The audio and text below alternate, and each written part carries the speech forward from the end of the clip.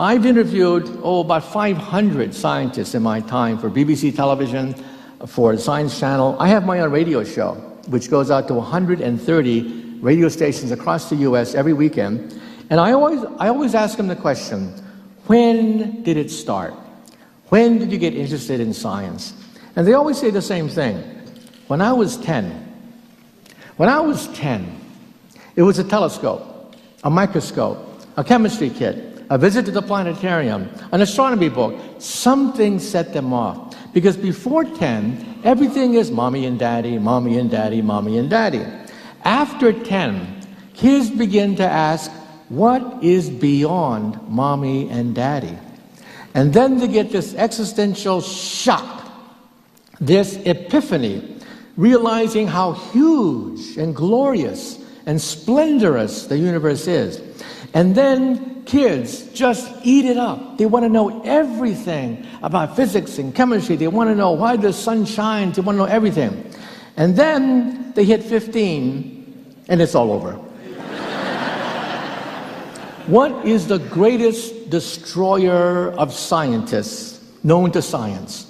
The greatest destroyer of scientists is junior high school.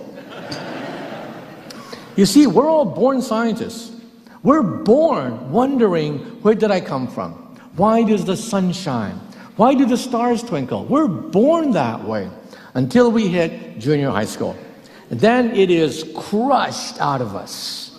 All of a sudden we have to memorize useless facts, figures that don't amount to anything. All of a sudden we're called nerds by our friends.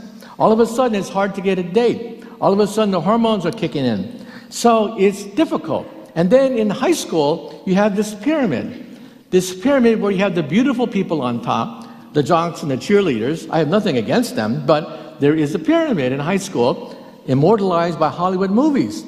But Hollywood never tells you that as soon as you graduate from high school, that pyramid turns upside down. They never tell you that. Look at Bill Gates, look at Steve Jobs, look at Mr. Zuckerberg. These are billionaires, leaders in innovation technology. They were at the bottom of the pyramid when they were in high school.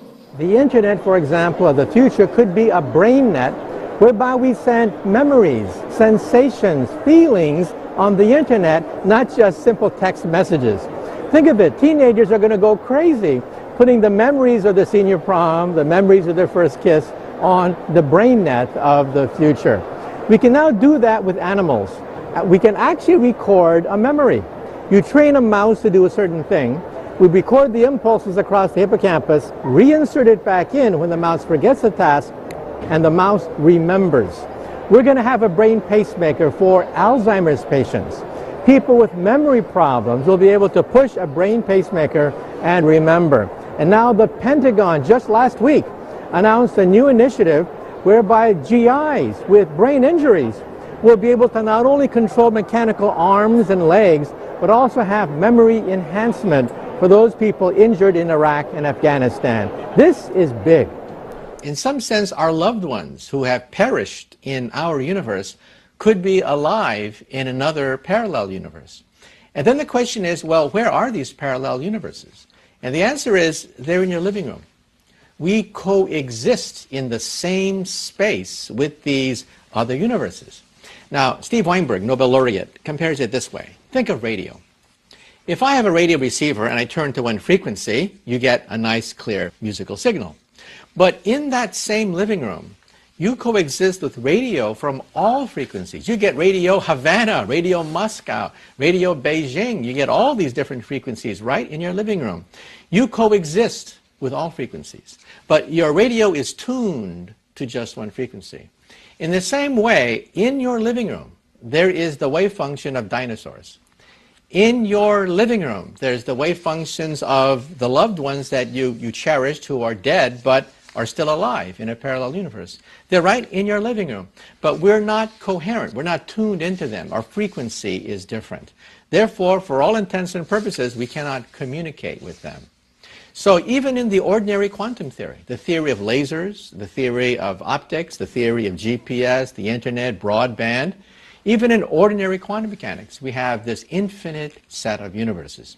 Now, string theory goes even farther and says these universes could be in higher dimensions. And maybe protons and neutrons are not stable. So string theory has an even larger set of infinite universes. So what do we make of this? Our universe is rather stable. To go to a neighboring universe would require technology far beyond anything that we can muster. So don't think you're going to wake up on Mars tomorrow. Don't think you're going to meet a dinosaur tomorrow. It's not going to happen. Okay, the question is Fukushima. How long are we going to experience the agony of 3 simultaneous meltdowns in northern Japan? We have the answer, 40 years. According to the utility, TEPCO, Tokyo Electric, it'll take about 40 years to begin the process of dismantling the reactor. And the accident is not over at all. A small earthquake, it'll send the accident starting all over again. You'll realize that the reactor is so radioactive, workers cannot even get in for more than just a few minutes at a time. They sent in robots. Robots are not smart enough to work in high radiation fields, total failure. In fact, the Pentagon, the US Pentagon, has made it a priority to create robots that can turn a screw, robots that can use a hammer, robots that can use a saw. We don't have those robots yet. And so the next thing they want to do is to insert cameras into the water to see where the melting is. It's so bad, we don't even have a picture. We don't even have a picture of the melted core. We know it's 100% melted. And the water, the radioactive water builds up, swimming pools. When you visit Fukushima, you see all these swimming pools of radioactive water. The agony is unending. And so just remember that it will take 40 years to clean up that nuclear accident. So Japan, after World War II, made a Faustian bargain. Faust was the legendary figure who sold his soul to the devil for unlimited power. Japan said, we will go nuclear because we have no oil or coal, but there's a price. There is a price you have to pay, and that is you sell your soul to the devil. Well, I'm a quantum physicist, and we realize that at the level of atoms, you don't really know where the electron is. The electron could be spin up, spin down. Now, we're made out of atoms, which means that in some sense, are we really alive or are we dead? You have to make an observation to make sure of whether or not a cat, for example, is dead or alive. If you don't make the observation, the cat is neither dead nor alive. You're in this nether quantum zone, and that's called quantum consciousness. That is, it takes a conscious being to determine whether or not you're dead or alive by looking at you. Now, at this point, if you think I'm crazy for mentioning that you could be neither dead nor alive, realize that Einstein thought this was ridiculous, but Einstein was wrong. We measure this every day in the laboratory with electrons, but when you apply it to humans, that's when you get a headache. You ask a very good question. What is more important? Helping society get richer and wealthier, or a scientific experiment? Well, you can't divorce the two, because where does wealth come from? Where did the transistor come from? The laser beam, the GPS system, the internet, the steam engine, the light bulb. These are sources of every technology you see around us. The wealth of nations, the high standard of living that we enjoy today is a direct byproduct of the steam engine, the laser, the transistor, the computer. So science is the driving force that makes possible the elevation of society. Realize that just a few hundred years ago, we had a tiny percentage of human population being kings and queens and nobles, and about 99% of the human population living in an abject poverty, grinding, back-breaking poverty. That changed with the coming of the steam engine and the Industrial Revolution, and that helped to create a middle class. So the middle class that we are witnessing, for example, growing in China right before our eyes, is a direct consequence of the technology, the inventions, and the Chinese are very clear about this. Why are they sending all their PhD students to America where I see them? In fact, one of my graduate students was, in fact, Chinese. Half our physics department is foreign. 100% of our physics department is actually foreign-born in terms of the PhD program. So the Chinese understand this. They make no bones about it, that they want to get as much of science and technology because the West, lives off its laurels. They know, the Chinese know, that this is going to be the source of their wealth. It's a meal ticket to the future.